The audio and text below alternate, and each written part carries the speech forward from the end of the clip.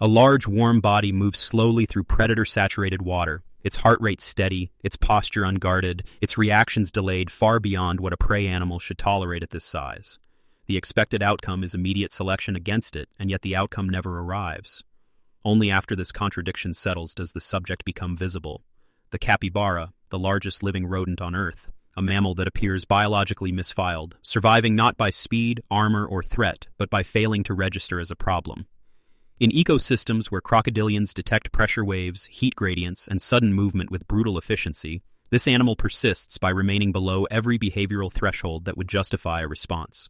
It does not flee fast enough to trigger pursuit, does not struggle hard enough to simulate escape, does not vocalize in a way that signals vulnerability, and most importantly, does not behave like prey that believes it is about to die. This is not bravery or trust. It is a narrow physiological corridor where stress hormones remain low enough to keep movement smooth, respiration even, and muscle tension minimal, producing a body that passes through lethal proximity without generating the cues predators are tuned to act on. The paradox is not that predators spare it out of kindness, but that predation is a decision governed by cost, and this animal makes itself metabolically uninteresting. A crocodilian at rest operates under extreme energy conservation. Digestion is slow, movement is expensive, and every attack must justify itself against weeks of fasting. Against that equation, a calm, heavy, herbivorous mammal that does not thrash or flee becomes ambiguous, not worth resolving into violence. The capybara's survival strategy sits at the edge of failure because it relies on other organisms maintaining discipline, restraint, and energetic caution. There is no margin if hunger overrides patience, no contingency if the predator is young, stressed, or already activated. This body offers no backup plan. Its skin is penetrable, its bones are unremarkable, its speed is insufficient. What allows it to persist is a behavioral stillness so consistent that it reshapes the risk calculations of everything around it. In evolutionary terms, this should be unstable. Any deviation, any spike in cortisol, any sudden movement at the wrong moment would collapse the illusion and end the organism. But for now, the system holds. The capybara moves through spaces designed to kill mammals like itself, not because it is adapted to violence, but because it avoids being categorized as a target at all. This is not safety, it is suspension, a living body occupying the gap between detection and decision, where the rules of survival have not been rewritten, only delayed. Direct physical contact with an apex predator is not supposed to be survivable, especially not prolonged, unrestrained contact that applies weight, pressure, and shifting balance onto a body evolved to detect intrusion as a threat. The expected chain reaction is neural activation, muscle recruitment, jaw closure, and terminal force. Instead, the capybara steps onto the armored back of a crocodilian, settles its mass, and remains there without acceleration, without alarm, without triggering the mechanical logic of attack. This is not symbiosis, and it is not tolerance in the emotional sense. It is a failure of thresholds aligning just enough to prevent escalation. Crocodilians rely on a sensory architecture that prioritizes sudden changes, sharp contrasts, and irregular force patterns. Their integumentary sensory organs are exquisitely tuned to detect rapid displacement of water and abrupt pressure gradients, not slow redistribution of weight that stabilizes instead of destabilizing. The capybara's mass is significant, often exceeding 40 kilograms, yet it is applied gradually, distributed across a broad contact area, lacking the erratic signals that would classify it as struggling prey. At rest, a crocodilian's metabolic rate is among the lowest of any large vertebrate. Muscle activation is costly, anaerobic bursts are finite, and unnecessary movement increases thermal and energetic debt. An organism resting on its back without provoking imbalance becomes an inefficiency to resolve rather than an emergency to eliminate. The unsettling detail is that this interaction does not require learning or trust. It emerges from two systems operating exactly as designed, one optimized to conserve energy until a clear signal appears, the other optimized to never generate that signal. There is no communication, no agreement, only overlapping blind spots. The capybara does not monitor the predator's state, cannot assess hunger, age, or internal stress load. It has no sensory access to the moment when this configuration becomes lethal. Its continued existence depends on the crocodilian remaining within a narrow physiological window where stillness is preferred over action. This is a statistical survival strategy masquerading as calm. Every second of contact accumulates risk, not because anything is happening, but because nothing is being corrected. If the predator thermoregulates, shifts posture, or responds to an external stimulus, the entire arrangement collapses instantly. There is no buffer, no reaction time advantage. The capybara's limbs are not positioned to launch, its muscles are not preloaded, its nervous system is not primed for escape. The body is committed to the assumption that the environment will remain passive. From a distance, the image reads as dominance inverted or fear dissolved. In biological terms, it is far colder. A mammal balances its life on the inertia of another organism's metabolism, trusting that the cost of movement remains higher than the cost of tolerance. This is not coexistence engineered for longevity. It is a temporary equilibrium produced by energy economics, where survival is granted not by strength or speed, but by the predator deciding, moment after moment, that doing nothing is still cheaper than ending the interaction. A mammalian nervous system is not designed to remain calm in environments saturated with predation pressure, because sustained calm suppresses vigilance, slows reaction time, and reduces the capacity for rapid metabolic escalation. Yet in the capybara, baseline stress physiology operates at levels that would be maladaptive in most prey species, occupying similar ecological niches. Cortisol responses are muted, heart rate variability remains narrow, and behavioral output favors consistency over alertness. This creates a body that appears unbothered by proximity to danger, but the biological cost is hidden in what the system cannot do quickly. Stress hormones exist to prepare tissues for abrupt energy release, to redirect blood flow, to sharpen sensory processing. When these pathways are chronically underutilized, the organism gains stability at the expense of range. The capybara trades the ability to spike into high-performance survival mode for the ability to remain metabolically cheap and behaviorally predictable. In predator-dense wetlands, predictability reduces attention. However, this also means that when an actual escape is required, acceleration is delayed, muscle fibers are not pre-activated, and oxygen delivery ramps too slowly to support explosive movement. This is a body optimized for not being chosen, not for winning once chosen. The unsettling implication is that survival depends on threats staying hypothetical. The system assumes that the environment will continue to reward low reactivity, that danger will remain probabilistic rather than immediate. Physiologically, this places the animal close to the edge of irreversibility. Once the stress response is finally triggered, it arrives late, compressed, and inefficient. Energy is mobilized after the window where it would matter most. The capybara's apparent serenity is not resilience, it is a form of constraint. Maintaining calm requires continuous suppression of signals that evolve to be loud for a reason. Over time, this shapes muscle composition toward endurance rather than speed, neural circuits toward inhibition rather than activation.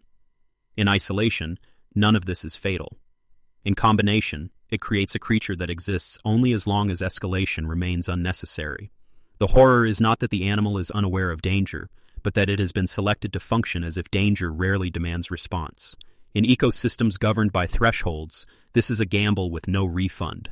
The moment a predator's internal state shifts, hunger increases, competition rises, or environmental stress accumulates, the capybara has already surrendered the physiological tools required to respond decisively. What looks like confidence is actually a narrow operating mode, sustained by an environment that has not yet violated its assumptions. The calm is real, measurable, and effective until it isn't. And when it fails, there is no transition phase.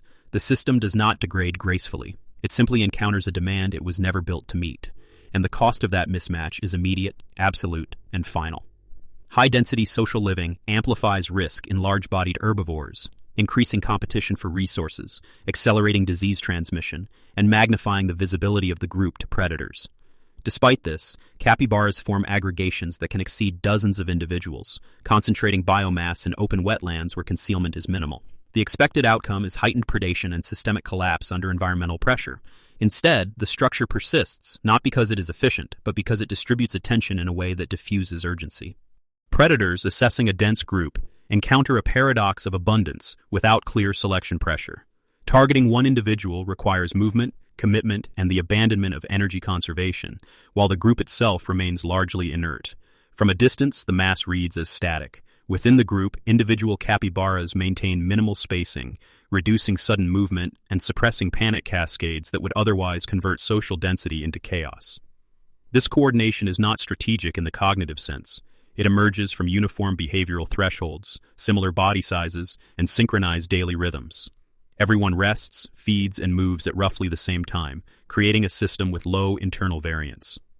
The biological cost is that any disruption propagates rapidly, Parasites spread efficiently, respiratory pathogens encounter ideal transmission conditions, and nutritional stress compounds when forage availability fluctuates. The group has no modularity. There are no subunits that can fail independently. When resources decline, all individuals decline together. From a systems perspective, this is dangerous. The social structure increases survival during stable conditions, but reduces adaptability under stress. The unsettling aspect is how close the system operates to its breaking point. It functions because the environment remains predictable enough. Water levels fluctuate within known ranges, vegetation regrows on schedule, and predation pressure remains diffuse. Introduce prolonged drought, habitat fragmentation, or human interference, and the same density that once diluted risk becomes a liability that cannot be mitigated internally. There is no mechanism to rapidly disperse without triggering panic and exposure. The group is optimized for continuity, not resilience. It assumes that tomorrow will resemble today closely enough to justify remaining together. In evolutionary terms, this is a bet against volatility. The horror is not in the herd itself, but in its lack of escape routes once stability is lost. When the system fails, it does so collectively. There is no gradual thinning, no graceful reduction. The conditions that support social calm flip into conditions that accelerate collapse. What appears to be peaceful coexistence is actually a tightly coupled network with no fire breaks, surviving only because the environment has not yet forced it to reveal how fragile that coupling really is. A large, slow-breeding mammal with limited defensive capability is not expected to persist once human expansion alters its habitat, fragments its range, and introduces unfamiliar stressors. The capybara does not accelerate its life cycle, does not become nocturnal by default, does not develop avoidance behaviors at a pace that matches human disturbance. And yet it remains, often increasing in number near agricultural zones, artificial water bodies, and managed landscapes. This is not adaptation through innovation. It is persistence through inertia. The capybara's core behaviors remain largely unchanged, grazing patterns stay consistent, social structures remain intact, and responses to novelty are minimal. Humans unintentionally replicate enough of the animal's preferred conditions to prevent immediate failure. Irrigation canals replace wetlands, crop fields substitute native grasses, and predator pressure is reduced through environmental simplification. The paradox is that survival here is not driven by compatibility, but by a temporary alignment of constraints. The same traits that make the capybara vulnerable in wild systems, slow reproduction, low reactivity, high visibility, become tolerable in human-modified environments where threats are blunted but not eliminated. This places the species in a dangerous middle ground. Human proximity increases exposure to vehicles, fencing, disease, and population control measures. Reproductive rates are not high enough to compensate for sudden mortality spikes, and behavioral rigidity limits the ability to avoid new hazards. The animal survives because nothing has yet forced rapid change. From a biological perspective, this is not resilience, but delay. The system holds as long as human tolerance remains, as long as landscapes continue to produce excess biomass, and as long as management interventions do not escalate. There is no evolutionary buffer built into the species for sudden policy shifts or environmental reconfiguration. The unsettling reality is that coexistence is conditional, and the capybara has no mechanism to negotiate those conditions. It does not recognize boundaries, laws, or thresholds of acceptability. Its continued presence in human-dominated spaces is a byproduct of overlapping indifference rather than mutual benefit. When that indifference ends, through culling, habitat sealing, or infrastructure expansion, the species cannot pivot quickly enough to compensate. The horror here is quiet and administrative. Survival hinges not on biology alone, but on external decisions made at scales the organism cannot perceive. The capybara remains calm, behaves as it always has, and continues to occupy space that has not yet been formally denied to it. That calm reads as success, but biologically, it is exposure. A survival strategy built on non-escalation functions only as long as the environment cooperates by remaining legible, slow, and energetically constrained. The capybara's body reflects this assumption everywhere. Muscle fibers favor endurance over burst output. Fat reserves buffer short-term scarcity but limit acceleration. Thermoregulation depends on water access and predictable temperature gradients. Reproduction proceeds at a pace that assumes low adult mortality and long continuity of habitat. There is no subsystem designed to absorb shock, no redundant pathway waiting to take over when conditions spike beyond expectation. In engineering terms, this is a system without safety margins. It runs efficiently because it is never overbuilt.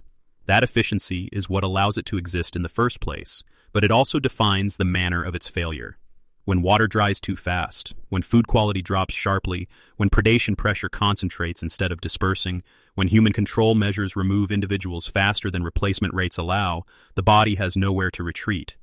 Physiological parameters that normally sit comfortably within narrow ranges are pushed past thresholds they were never selected to exceed.